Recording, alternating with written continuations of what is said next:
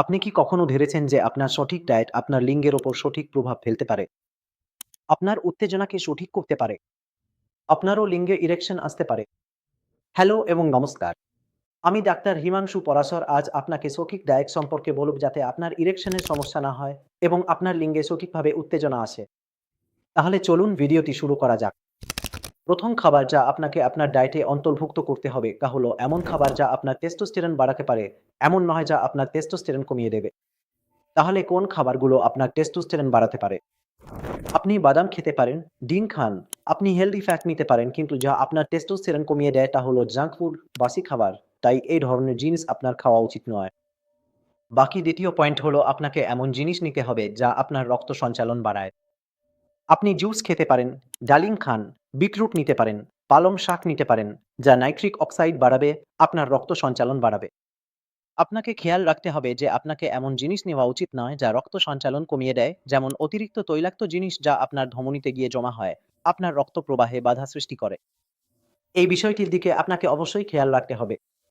পরবর্তী পয়েন্ট হলো আপনাকে প্রথমে দেখতে হবে আপনার এমন কোনো রোগ আছে কিনা যার কারণে আপনার ইরেকশনের সমস্যা হচ্ছে, তাই পরীক্ষা করান। পরীক্ষায় আপনি জানতে পারবেন ভ্যারিকোসিল বা হাইড্রোসিলের কোনো সমস্যা আছে কিনা। যদি ভ্যারিকোসিল এবং হাইড্রোসিলের সমস্যা থাকে তবে আপনি তার সঠিক চিকিৎসা করান, কারণ এর কারণেও আপনার ইরেকশন কমে যায়, কারণ শরীরে টেস্টোস্টেরনের মাত্রা কমে যায়। তাই আগে আপনি আপনার যে মেডিকেল কন্ডিশন আছে সেটা ঠিক করুন। অবশ্যই আপনার ইরেকশনও ঠিক হয়ে যাবে।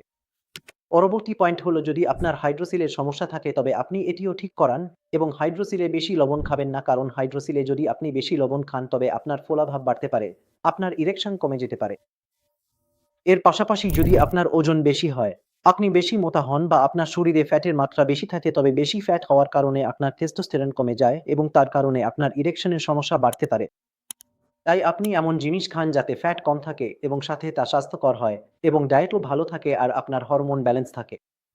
পরবর্তী পয়েন্ট হলো ডায়াবেটিস। যদি আপনার ডায়াবেটিস থাকে তবে আপনার ইরেকটাইল ডিসফাংশনের সমস্যা হতে পারে, কারণ অতিরিক্ত সুগার লেভেল আপনার নার্ভ সেলগুলোকে ড্যামেজ করে যার কারণে আপনার রক্ত সঞ্চালন কমে যায় এবং আপনার ইডির সমস্যা হয়। তাই আপনি চেষ্টা করুন যাতে বেশি চিনি না খান। এমন জিনিস খান যাতে সুগার কনটেন্ট কম থাকে যাতে আপনার পারফরম্যান্স সঠিক থাকে। পরবর্তী পয়েন্ট হলো জিঙ্ক ডেফিসিয়েন্সি। যদি আপনার শরীরেও জিঙ্ক ডেফিসিয়েন্সি থাকে বা আপনি এমন জিনিস নিচ্ছেন না যাতে জিঙ্ক থাকে তবে সম্ভাবনা আছে যে আপনার ইডির সমস্যা হতে পারে। তাই জিঙ্ক সমৃদ্ধ খাবার খাওয়া খুবই জরুরি।